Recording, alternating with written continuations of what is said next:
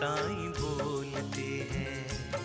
ನೀನು ಬಹಳಷ್ಟು ಸಲ ಪ್ರಯತ್ನಿಸಿದಾಗಲೂ ಒಂದು ವೇಳೆ ಪರಿಸ್ಥಿತಿ ಬದಲಾಗದಿದ್ದಲ್ಲಿ ಆಗ ಇದೆಲ್ಲ ನಡೆಯುತ್ತಿರುವುದು ನನ್ನ ಪ್ರಕಾರ ಎಂದು ತಿಳಿ.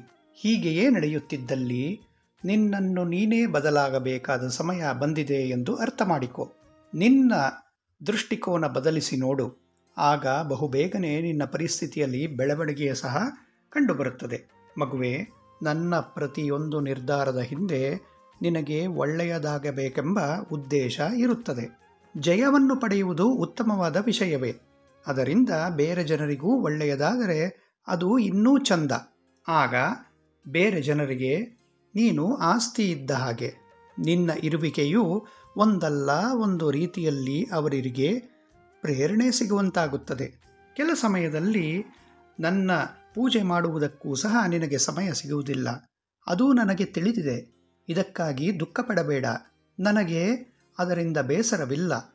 ನಿನ್ನ ಎಲ್ಲ ಯೋಚನೆಗಳಲ್ಲಿಯೂ ನನ್ನನ್ನು ಇರಿಸು. ಅಷ್ಟೇ ಸಾಕು. ಪ್ರೀತಿಯಿಂದ ನನ್ನನ್ನು ನೆನೆಯುತ್ತಿರು.